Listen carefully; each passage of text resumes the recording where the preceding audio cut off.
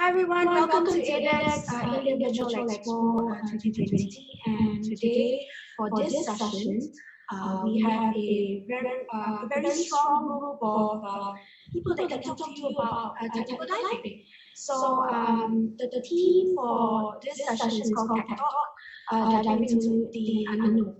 So we have here today our panelists from all the way from Fiji, Ahmed Gab, and also all the way from India, but currently in US, is Commander Vishwana Rajan. And also we do have all the way from Sri Lanka, Deshana Jaya Wadina, and also all the way from UK, Mark Powell. And last but not least, we do have the moderator all the way from France, and then he moved to India, and after that he moved to Mexico, and then we're not sure now because of the COVID-19 situation. So currently he's now in Mexico, and he's none other than Julian 14. A short introduction of who Julian is. Julian is a PADI course director and also a tech instructor trainer, TDI and IANTD technical and cave diver instructor, and a global underwater explorer, GUE, fundamentals instructor. He's currently splitting his time between India and Mexico, where he works on various teaching and exploration projects, but has taught numerous courses in various countries in Asia, America, and also Europe. He runs Technical Diving India and also Mexico, and has trained dozens of technical divers in India up to trimix level. Quality-oriented, dedicated to team diving, standardized procedures, and the usage of helium-based mixers to support aggressive diving. Julian is also an active member of the community and devoted to growing a network of like-minded divers. Having lived in various European, Asian, African, and also Central American countries, his background spans from engineering and sustainable developments to information technology, languages, and various intercultural interests. And he also likes mangoes, and he likes his coffee, double shot. So without any further ado, Julian, over to you. Thank you. Yeah, thank you very much. That's it's terrible to listen to something like that. It sounds like a eulogy, you know, like I felt like I just died, you know. But all right. So thank you everyone for joining today. I'm going to start basically by just introducing each one of you guys separately, very shortly. And then the format this discussion is going to take is that of a discussion. So, you know, it's not exactly an interview where I'm going to have question A, answer B. But what I would like to do is just for us to sit and relax and talk a little bit about technical diving, like Nora said. So in absolutely no particular order, I'm going to introduce you guys. The order I'm choosing is the one that is on my Word document. So it has nothing to do with any rank, priority, or, you know, nothing like that. So the first name I have is Ahmed. So Ahmed Gawer. Good morning, Ahmed. Hello, Julian. How are you? I'm great. It's nice to see you. I'd love to see you live. I mean, it was a very nice time we had together in Mumbai last year. So it would be very nice to do that again. So for in the unlikely event that someone wouldn't know you who is listening to this conversation, you're an ex-Egyptian army officer. You're quite well known for having the Guinness World Record of scuba diving depth at approximately 333 meters, I think 332.25, something like that, in 2014. As mentioned, you're an ex-army officer trainer. So that means that, you know, you're on both sides of the spectrum, which is the diving spectrum, but also the training spectrum, right? And so that's something which is very interesting for the discussion we have today. Good. Okay. Then we have Vishwanath Rajan. So Vishwanath Rajan, do you are you okay with me calling you Vish, or do you prefer Mr. Rajan? You know, Vish is perfect. That's the only thing you know me with. I don't know, you know. Excellent. I don't think you know Mr. Rajan at all. No, I wouldn't. So Vish is an old friend of mine, first of all, you know, before anything else. We've known each other for quite a few years. Vish is from India, which is basically my home as well. He's an ex-Indian Navy officer, is a technical diving instructor and an avid technical and cave diver. He splits his times between India and the US, where his wife is actually working as a researcher on asteroids, if I'm not mistaken, right? Sorry? A meteorite. Oh, meteorite, okay. And I have absolutely no idea of the difference between the two, so you can maybe tell us a little bit more later about that. And Vish is also the owner and manager with his partner Skandan of Scuba Evolution India in Goa. All right? Are we good with that, Vish? And really nice to see you all. Excellent. Especially, you after so long. We've been talking on the phone, but this is good to see you.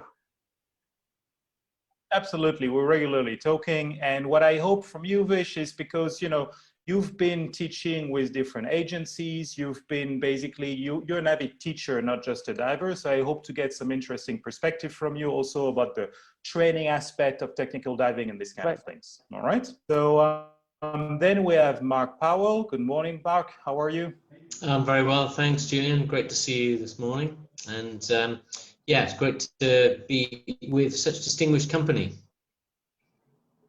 Good. Well, it's very nice to have you on board. So believe it or not, but you've spent a lot of time in my bedroom next to my bed with your book, Eco for Divers, that has been my Bible for many years, for teaching especially. I mean, it's a reference book for a lot of us. Hey, you're a TDI instructor trainer and the author of Eco for Divers, which came out in 2008, if I'm not mistaken.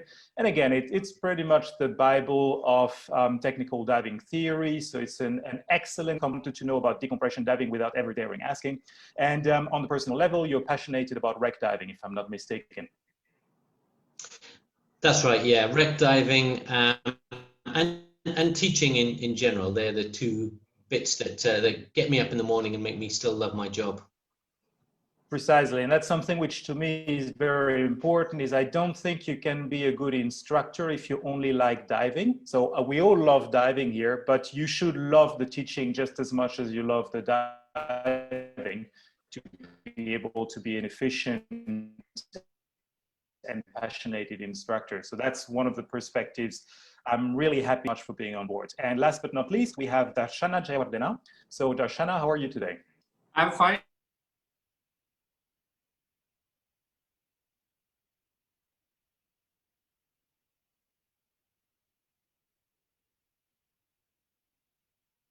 Meet you personally.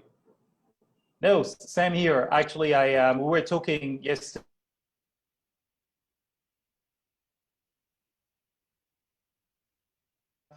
Where you're from, and so I would be very keen on coming back to Sri Lanka and diving together one day. So Darshana, you're an underwater explorer from Sri Lanka. You started technical diving out of a passion for wrecks, especially because Sri Lanka is a country which has so much to offer on that level. And trying to become better with wreck diving basically led you to starting cave diving as well, and to be the first underwater cave system in Sri Lanka as well. Am I right? That's right, yeah. Excellent. So I'm really looking forward to that. What I like about your perspective as well is that you don't really teach diving. You have a day job, but you're extremely passionate about it. And it shows also someone who is not working in the diving industry can push his own level to something which is extremely high and actually also participate in, very mind-boggling projects as well. So I'm looking forward to having your perspective on that kind of thing as well. And thank you for joining us today. Special. Good. Okay, so again, the conversation today is going to be very informal. I mean, think about it as if you had a nice cup of coffee like I do here, and we're just talking about what we all love doing, which is technical diving. And so to kick it off, I'd like to have you guys answer a seemingly simple question, but a question for which if you have 5 technical divers in the room, you probably will have 7 different definitions. What are we talking about? What is technical diving? Because I mean, this is supposed to be a tech talk, but I'm pretty sure it's something that a lot of people and people in the audience might not understand in terms of what we're talking about. To give you an example, yesterday morning, I was actually talking to a customer in India who contacted me for a technical diving course. And for that customer, technical diving was working as a welder on an oil platform somewhere in Norway. So technical diving, commercial diving, deep diving, cape diving, we have all those fancy terms, but not everybody might be aware of what technical diving really is, and there is some leeway with the definition. So I'd like to start by asking Mark, because again, Mark has quite literally written the book on the topic. How would you define technical diving, Mark? What is technical diving to you, and how does it differ from your run-of-the-mill recreational diving according to you? So I think sometimes the distinction between technical diving and recreational diving can be counterproductive. As a technical diver, we are still recreational divers. We're doing it for fun.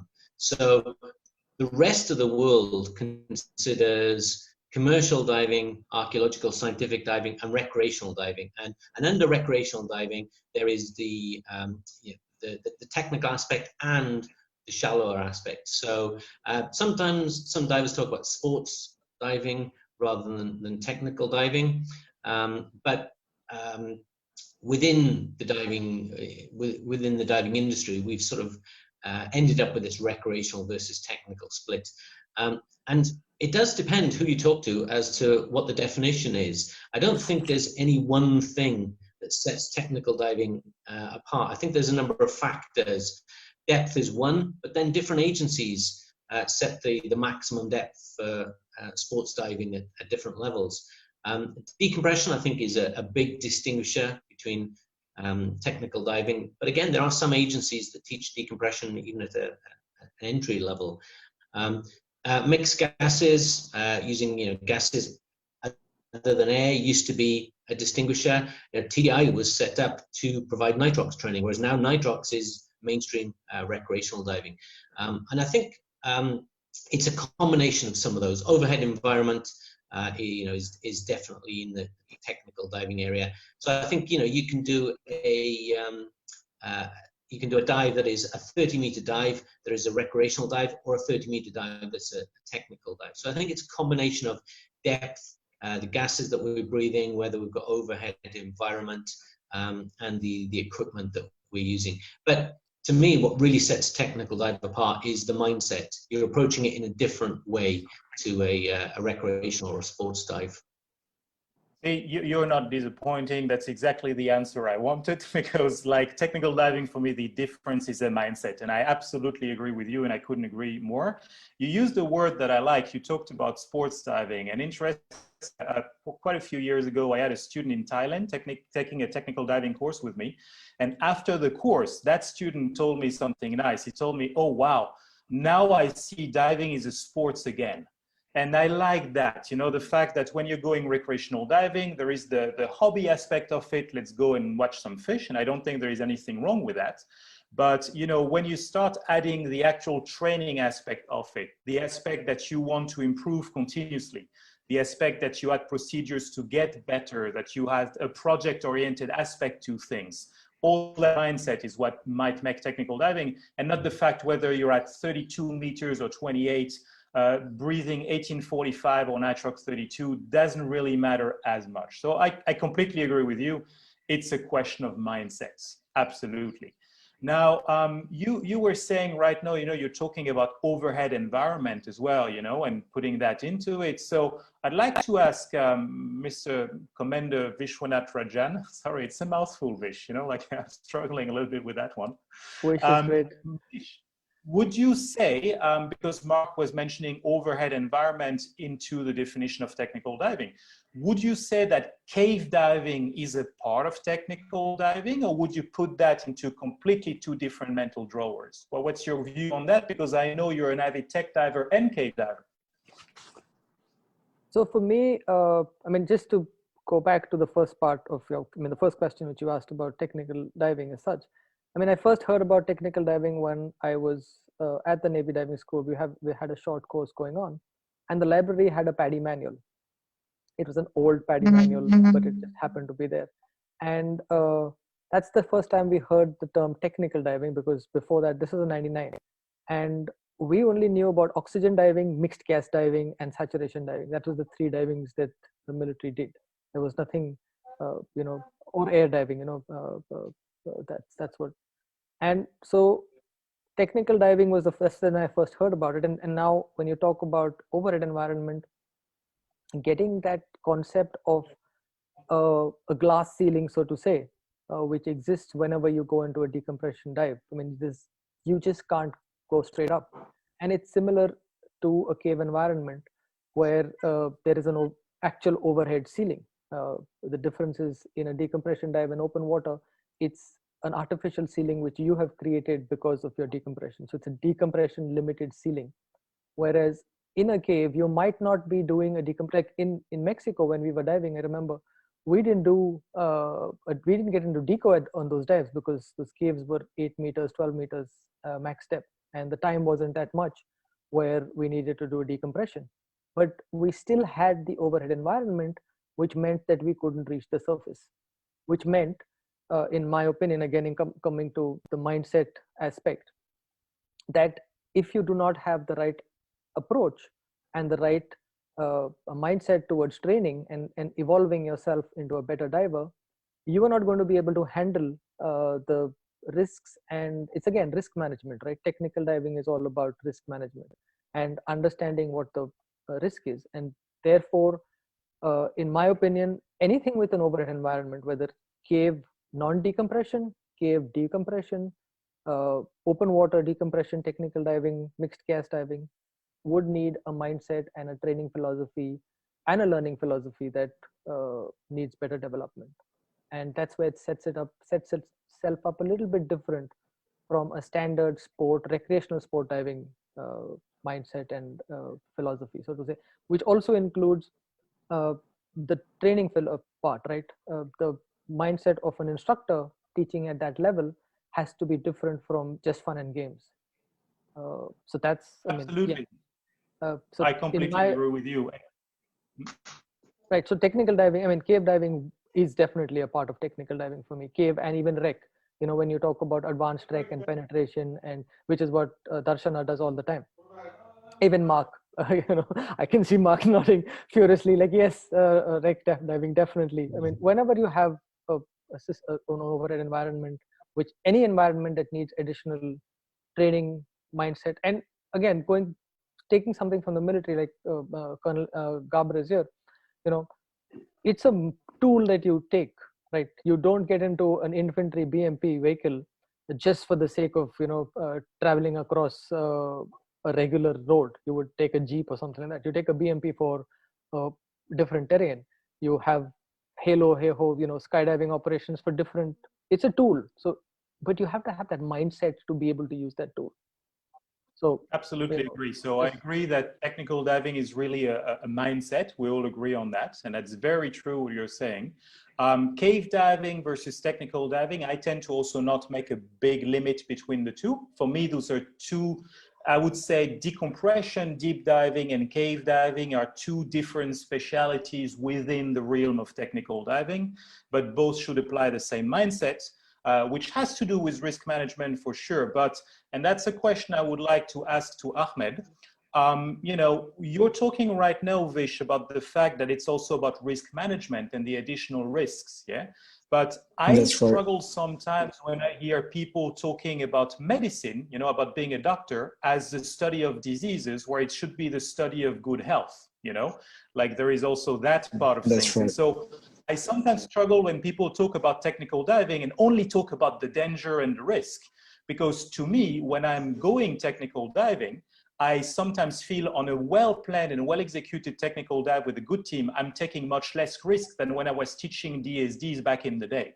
So my question for you, Ahmed, is do you think that an added risk is an element of the definition of technical diving, or more a reduction of the risk itself, you know? Well, I mean, like, it depends. I mean, like, if you tell me about technical diving, I mean, like, I can say you're exactly on the line, you know? So if you tell me about technical diving, for example, I agree first, it should be like a mindset. This is number one. If you tell me, I mean, like, these are like the point that going to flash in front of my eyes. So I'm going to talk about the umbrella that I'm working under, which is familiarity, redundancy, accessibility. I'm going to talk about risk management, of course. I'm going to talk about ceiling and overhead environment as well. So if you tell me about technical diving, so I'm going to consider all of that. Plus, I'm going to speak about modifiers, the physiological modifiers and the psychological modifier as well, which is a big factor in a specific kind of diving. You know, so that will be included under word mindset. So this is number one. Increasing or decreasing the risk, you know, it can be, I mean, like being on the line. I mean, like we have this thing, like we call it in TDI. I mean, like living on the edge is dangerous, but you got a great view, you know, the view is great. So you are actually safe. I mean, like if you follow the rules. I mean, like I can see it dangerous. I mean, like if you're crossing the street, that would be my question. I mean, like, is it risky or not risky? I mean, like crossing the road is risky. It's very risky if you don't look left and right. But if you do everything like in a specific planned studied way, considering your abilities, I think it should be super safe. You know, I think, I mean, like you cannot eliminate the fact of risk itself, you know, that you should be honest with whoever you're teaching. I mean, like, but you have, but, you know, bowling is risky or not risky. Yes, bowling is risky. I mean, like it's, sleeping is risky. Yes, sleeping is risky. Everything you're doing in life and climbing the stair, I mean, like could be risky if you don't follow the rules. So for me, if you tell me diving is risky or like technical diving is risky, I mean, like it's the same. Like recreational diving, is recreational diving risky or not risky? The same question.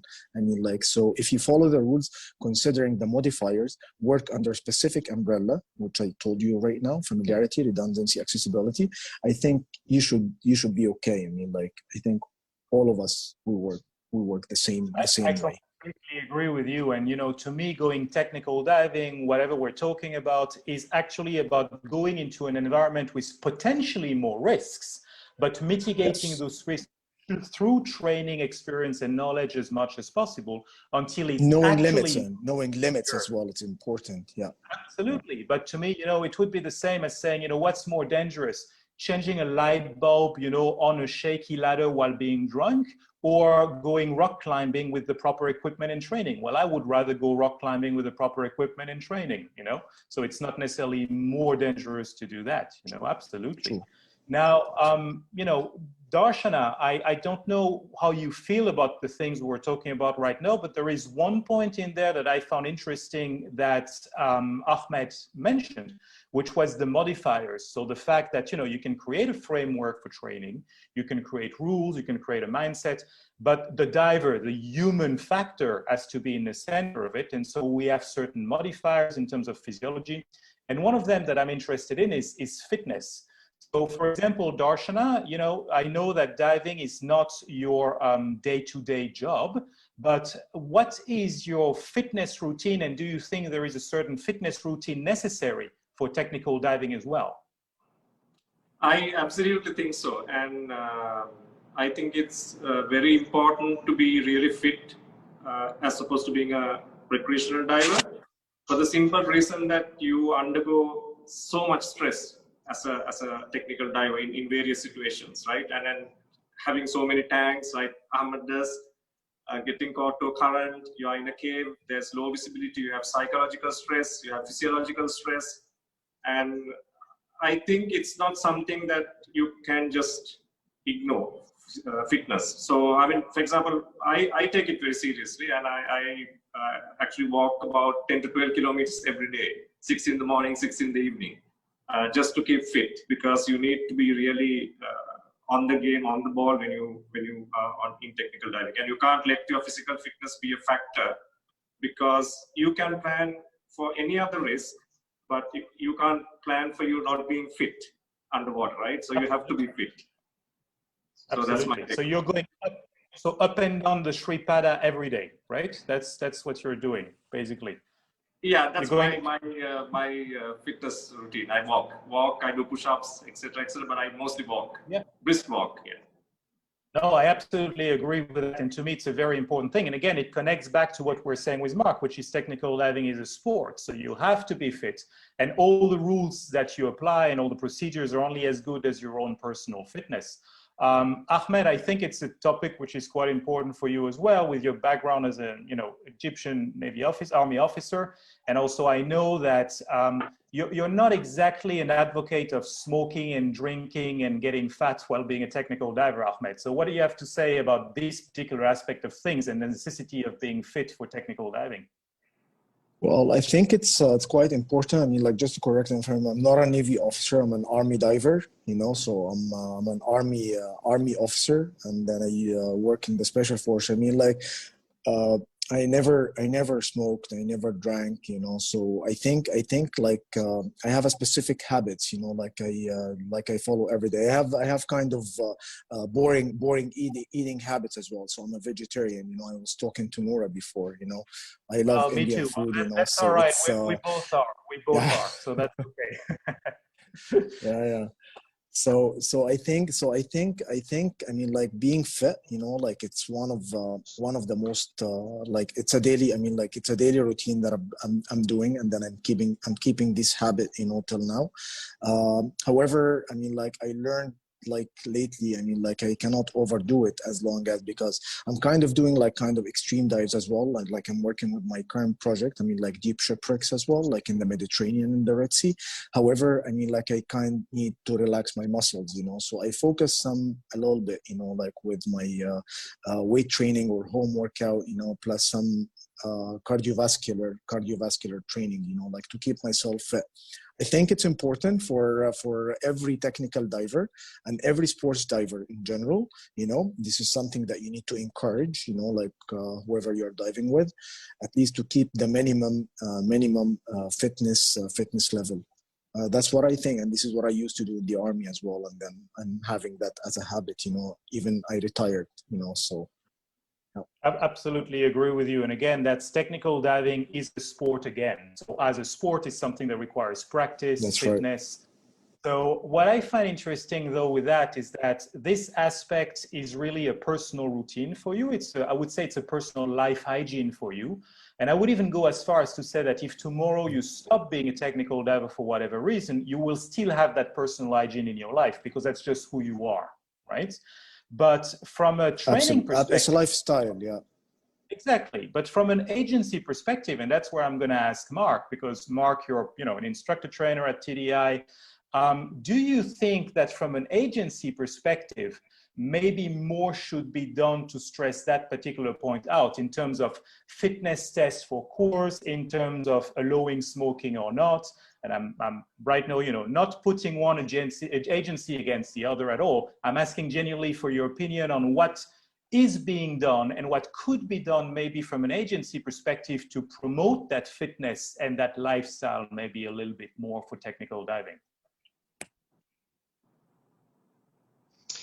Yeah, I think I agree with what the other guys have said. Technical diving definitely requires a certain level of fitness. I consider it part of my job to stay fit. But I think this is one area where there may be less distinction between technical diving and sports diving, because I think fitness is important for all divers. And in terms of from an agency point of view, if you look at TDI or STI instructor trainers, there's a fitness test in there. We get them to do exactly the same fitness test that an instructor has to do, because we don't think an instructor trainer should ask an instructor candidate to do something that he can't do himself. Great.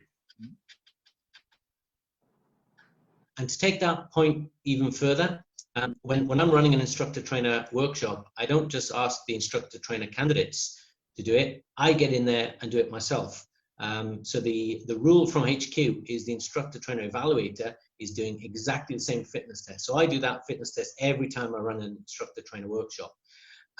If we run those workshops at head office, somebody from every department in the company will take part in those swims alongside all the candidates. And on the TDI website, there's a number of examples of those swims, all the way up to the top. So Brian Carney, the president, makes it a matter of pride to do those swims and to try and be the fastest every single time to set the bar. So yeah, I think it's got to come from the top. from the president of the company, instructor, trainer, evaluators, instructor, trainers, instructors, down to the actual divers. Because I think we can't ask other people to do it unless we're doing it ourselves. The do what I say rather than what I do doesn't work. If they see us drinking and smoking, then they're going to think that that's acceptable. If they can see that we take fitness seriously, then again they're gonna take that seriously. So yeah, I think it's got to come from the top, and we fully support that push to increase the level of fitness, not just amongst technical divers, but all divers. No, I agree with you that fitness is important for both technical divers and I think I will add up to Mark as well. I mean, like Mark, I think appearance is very important in the industry as well. So that will add up. I mean, like you have to look in a specific way. I mean, like it's kind of marketing, kind of calling student, being a role model as well. I think this is quite important though. Absolutely, yeah, absolutely. Sorry. It is very true, and it leads, even because right now I think we dived right now into the training aspect and the agency aspect, of training technical diving, but the role model aspect that you just mentioned, Ahmed, is extremely important. And Vish, would you agree also that if you're an instructor for technical diving, you should be a role model, not only in terms of fitness, but also in terms of your own diving? Because there is something for an instructor sometimes which is a little bit tricky, is, we spend so much time teaching. How much time do we set aside for our own diving, for our own progress, for our own routines, like for fitness and so on? So what do you think, Vish, of the problem for an instructor to motivate his students and to lead by example by having his own diving projects going? So about non-training dives, about the passion that people put in their own diving before they actually go out and teach. Do you think it's an important aspect of technical diving, Vish? And how do you try to deal with that particular aspect in your own career?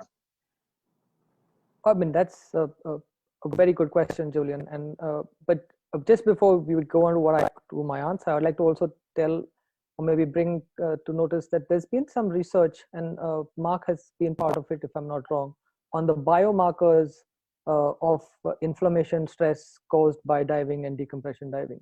So if you are less fit, your body is prone to more inflammatory responses, which is also going to affect your lifestyle. And I know you are pretty geeky about these things as well. So a lot of people don't think about diving in terms of how it will affect their immune systems and inflammatory responses, which is something which is being studied nowadays. And correct me, Mark, if I'm wrong, it was something which you did 2 years ago with Dan Europe.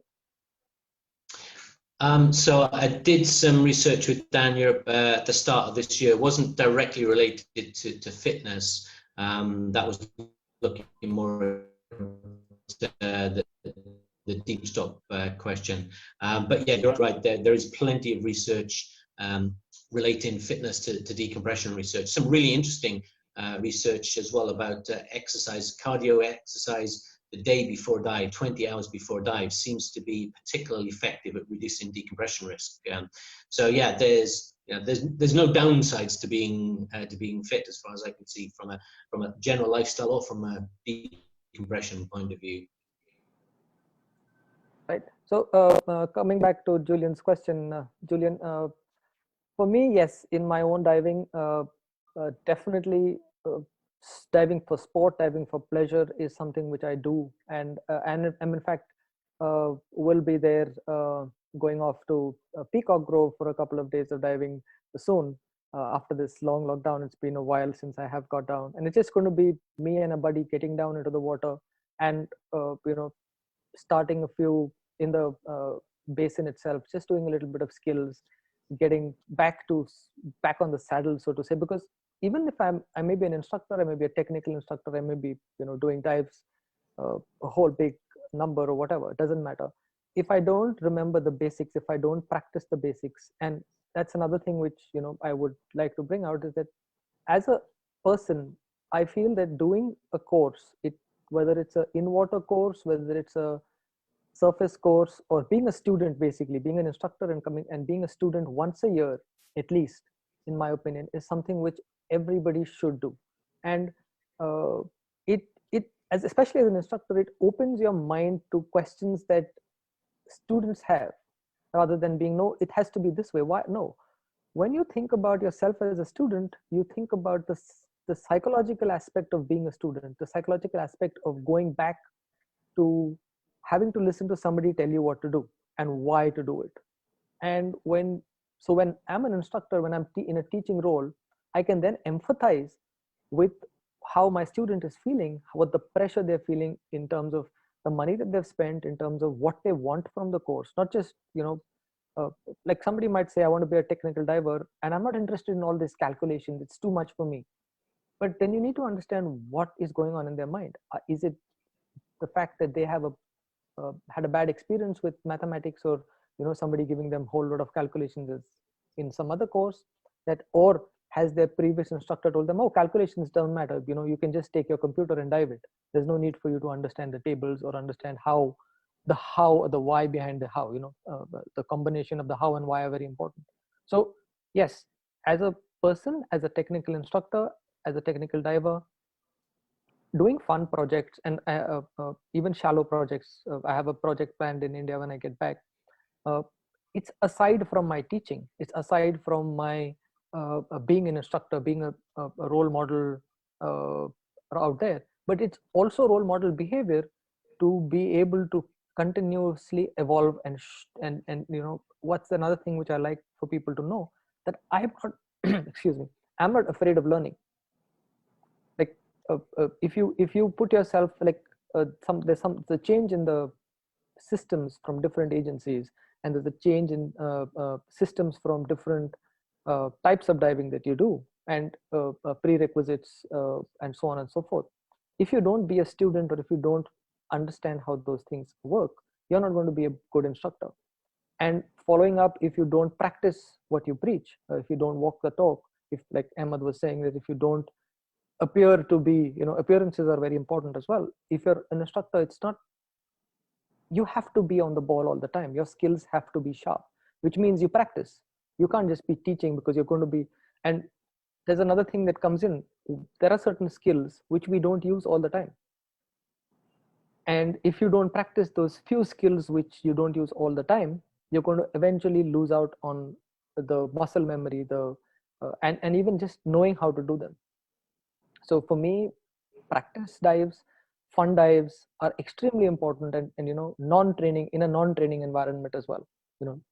When I just go out diving right now, I'm not diving for a course. I'm diving for fun with my buddy, who was my instructor at one point in time. But like you, we just dive whenever we can. That kind of thing. So yes, it's really important to continuously practice your diving and do stuff beyond just teaching and just courses. Absolutely. And for me, the question of how and why is very important. And that's, for those of us who've done instructor training as well, for me, one of the most important cognitive strategies when teaching an instructor is to explain to them the why, because nobody learns well when they have no reason to do so. So behind each and every skill we're teaching in technical diving, there should be a reason. That reason should be anchored in real life diving, And, Mark or Ahmed, I hope you would agree with that, when someone comes out of an instructor training, the best we can do in the few days we spend with them, right? Maybe a week, maybe 10 days, is to give them a structure, is to give them a framework, the best we can.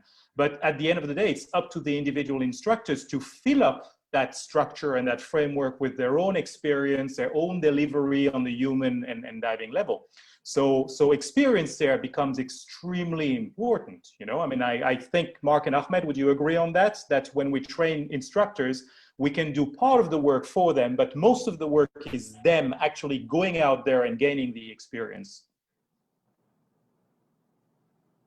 Mark? Well, for me, yeah, of course. I mean, like this is very important. I mean, like For me, I don't like to standardize them, to standardize specific things apart from the agency standards, you know. So, but I want him as well, like to open his mind to too many things, too many factors, and this is kind of give him flexibility. I mean, like it doesn't mean that I'm doing it in a specific way that he has to do it the other. I mean, like my way. No, I want him to think about it as long as he's not violating any kind of safety standard or agency standard, which is, I think this is very important. There is as well like something which is new word fashion right now, like old school and new school.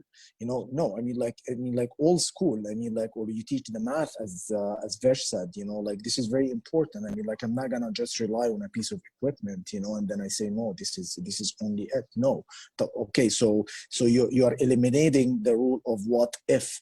You know, I mean, like the more what ifs he's going to have, the more surviving chances he's going to get. You know, which I want my student or I want the diver in general. I mean, like to be aware of. You know, people think like technical diver, they are crazy diver. No, they are not crazy diver. Or just like do more math, or just like we just like focus more on risk assessment, risk management, risk mitigation. You know, which is teammates. You know, there are like too many factors, and redundancy, which is what I mean. I mean, like too many factors, increasing the what if thing, you know, like it will increase his surviving chance. So that's why, I mean, like, yes, of course, I prefer to spend some time with him. I mean, like to see like different methodologies, you know, like discuss the methodologies. I'm not going to dictate specific things, and then I don't want someone to dictate specific things as well when he starting a course for him. I mean, like I don't want my instructor students, you know, like to dictate on their students as well. I want, yes, of course, they have to have a base, which is like the normal safety standard, the normal agency standard. However, there are too many things. I mean, like it can be modified, you know, according to the environment, according to I dove in Russia. I mean, like it's completely different from diving in the Mediterranean. It's completely different from diving in the Red Sea. It's completely different from diving in Lebanon. You know, there are so many factors. I mean, like you need to be aware of, and he needs to be aware of. So it's not fair for him if he doesn't know the way you think, you know, on a specific thing, because he needs as well, because you are open-minded with him. He needs to be open-minded with his students as well, or he needs to open himself up as well to the new world. Like what I like the most in TDI, for example, I mean, like this is one of the things, you know, they tell you it's clear in the manual. You need to use the manual, the TDI manual, and any other sources, you know, like can give you, I mean, like can achieve the course target. This is beautiful. This is actually amazing. You know, I think most of the other agents, I think they should do the same as well. Mark, what do you think? I think it's a fascinating discussion, because I'm a big fan of flexibility, and I'm also a big fan of standardization. And I think there are times when standardization is important and times when flexibility is important. And it comes back to what you said earlier, Julian, the why. Standardization is important as long as you understand why. There are reasons why we standardize on all those things. If those reasons change, then maybe standardization isn't such a good idea. So, standardization of things in a cave makes perfect sense. If you then start to try and apply that in a wreck penetration situation, maybe you need to make some changes, and so a different standard. So I think standardization needs to be, it needs to depend on the level. You know, there are things that are very common in the UK. The way we dive in the UK is pretty much standard. But then if you're diving in the Mediterranean or the Red Sea or in Sri Lanka, you need to change to accommodate. And so you still need to think about the why. And so a different standard that answers the same why question may be a better idea. So standardization in one area may be different standardization in another area. And I think it's a great philosophical discussion. And where does the line between standardization and flexibility cross over? And I think you can get the best of both. Standardization as far as possible. Understand why you're standardizing things, and then if the why changes, come up with a different standard that achieves the same goal, but maybe in a different way. But that's really where the agency comes into play. In a sense, to me, the role of an agency is to define a framework, you know, and that framework has to be as wide as possible. Like personally, I like my frameworks to be valid for most diving across the board. You know, I'm just going to take a slight counterpoint, but I think that most procedures we learn as an instructor should actually work in most contexts, but they're only as good as the thinking of the diver applying them. So what I mean is, like, there is no framework which will compensate for a technical diver not being a thinking diver. And that comes again back to what we're discussing with the mindset, you know, like we can define the best frameworks we can, and those frameworks should be as wide as possible, you know, but we need the people to be thinking divers. And that's the interesting thing about technical diving. It's for us to apply the things, to think about them, to adapt and to choose within the toolbox we give them, you know, the right tool for the environment they have on a given day. That's, for me, a very interesting point. But Darshana, I know that you're not teaching technical diving. You're basically using those technical diving tools for your own projects very intensely. And I would like to ask you from a diver perspective, because right now the discussion is sliding slowly towards, you know, the passion that most of us have on this panel, which is teaching. We're not just divers, we're also passionate teachers, most of us. Darshana, as a non-instructor, but a very experienced and passionate technical diver, could you give me maybe an example of, you know, a situation in your exploration, in your technical diving, where you had to apply, you know, something that you learned in your training, and maybe an example of another situation where you wish you had learned things differently, you know, like, so just show me an example of how your training has been useful in your exploration, or an example of something where the discrepancy made you wish you had learned things slightly differently in your technical diving training. All right, I think that's quite a tough question. I know, but I never said I was a nice guy, right? And like, you know, to be fair. So I think your first question is quite easy. So where have I used, you know, the learnings from trainings in technical diving? I would say actually all the time. And I think for me, a very important part of my technical diving experience always has been the visualization part. So I actually do the dive before I go in. And that happens a couple of days before I dive. And especially if it's a dive that pushes my comfort zone and I'm doing something that's I haven't done before, then the visualization happens like every step. Okay, I'm doing this now. What if things go wrong at this juncture? What do I need?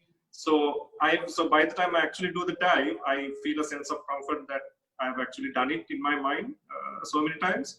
And so I think about your first question, where have I used training? I think one of the biggest experiences I had was when I was in a shipwreck, and I was in a situation where the visibility was really, the silt had completely engulfed me and I couldn't see anything, and I was entangled in my line. My lights were not working. It was a horrible situation, and I was not making any headway. I applied a very basic principle: stop, breathe, think, act, and managed to calm myself down because I could feel panic rising from my gut.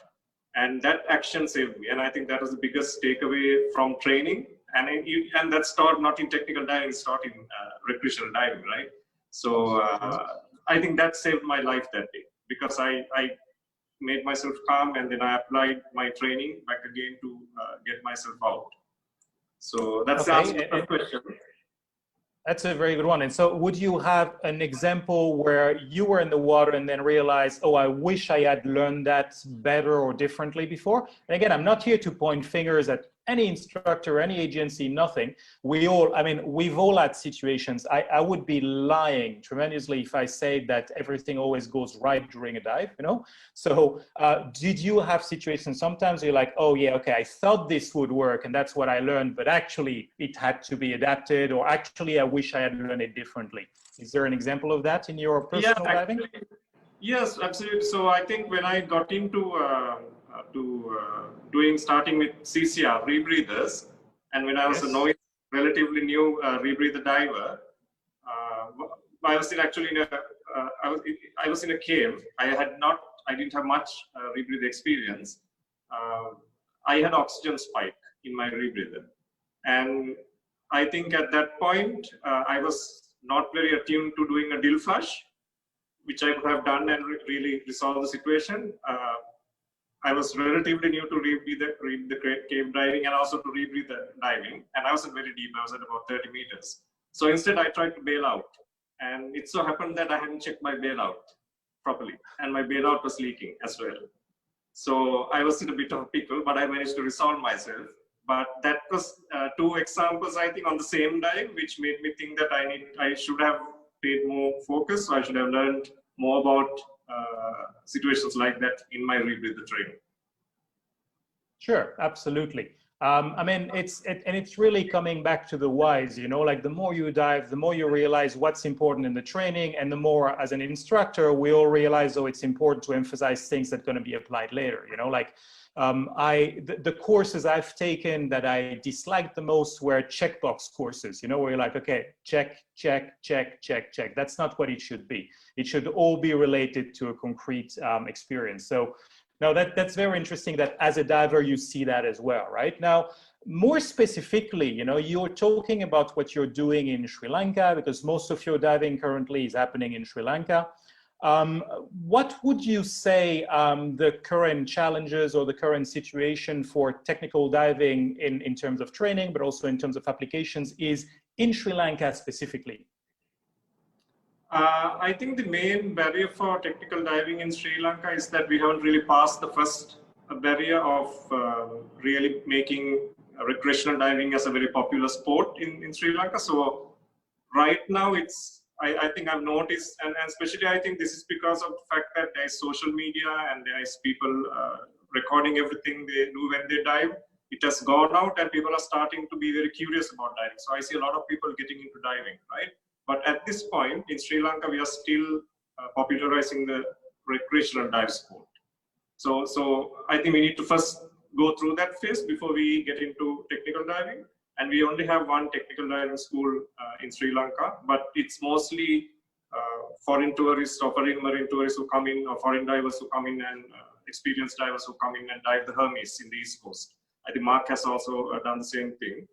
So I think the main thing is the cost, and also the fact that we are still going through the phase where we don't have enough experienced recreational divers who are ready to make the jump to technical diving yet. Well, I think, you know, you have an entire panel of people right now. We can definitely organize a technical diving event in Sri Lanka and all meet finally together, you know, like, and, you know, like enjoy a dive together and raise some awareness. I would be happy to do that. But if I jump from your problematic of technical diving in Sri Lanka, I know I'm just like walking over Adams Bridge towards Tamil Nadu. And Vish, what would you say now the main challenges and also the current situation in terms of technical diving is in India? Because we're about 8x India right now. So what would you say the situation is, and how would you like the situation to evolve for technical diving training, but also practice in India, especially at the moment? Well, honestly, Julian, given how things have progressed in India in terms of diving itself, not just technical diving, diving itself, and like just to take on what Darshan has been saying, that you need to grow the recreational market in order to get the technical market growing. So then I'm talking about a market, not a community. But yes, it's the same. If the recreational diving community grows enough, then there will be enough technical divers for people ready to take the technical plunge. But that said, we have a lot of growth happening in India in the technical diving community. There are a lot more people wanting to dive, but the difference which I've seen right now is people have still been going, at least for the last 5-6 years, people have been going abroad for their training because there haven't been technical instructors of quality at all in India. And now you're being very insulting. No, I mean, before 2014, we didn't have any technical instructors in the country. I know. I'm talking about pre-2014. I know what you mean. I'm sorry. and so we had our first tech IT with you becoming an instructor in 2014 when I did my tech course. And that's when, from that, that's the, what would I say, ground zero I would take for technical diving in India. There were people who went abroad before that, but after the so-called spike in technical diving in India, and I'm sure you've seen it as well, being teaching so much, at least 6 months a year in India, that the number of people who, and we have this conversation all the time. I tell you, I don't have students. You say, yeah, people are signing up with me.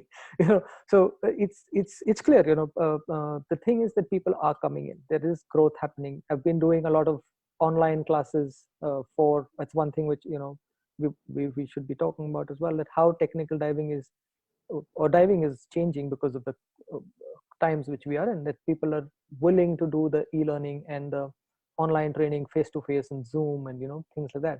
And I've been doing that as well, which to me shows that the technical diving community in India is growing. There are people who are wanting to do those dives. There are people who are wanting to know that there are people who can safely execute those dives as a guide. At the end, you need to go to a particular place. So can we organize those dives? Can we organize boats? Can we organize gases? And all those kind of lime for rebreather divers and things. And that is happening now. We are looking at getting rebreathers in pretty soon, sport rebreathers, and that's a great goal and a great achievement, in fact, from having only open circuit. That's evolving as we say. So the industry in India and the dive community and the technical diving community in India is really growing, and I would love to see a lot more happen, a lot more divers come in. I agree with you. I mean, there has definitely been a lot of growth. I mean, I'm looking forward to going on a nice, rebreather dive together in a few months after the entire COVID story. I should be able to come back with a JJ in a few months. I didn't tell you that yet, but that would be the plan. So we can probably do something.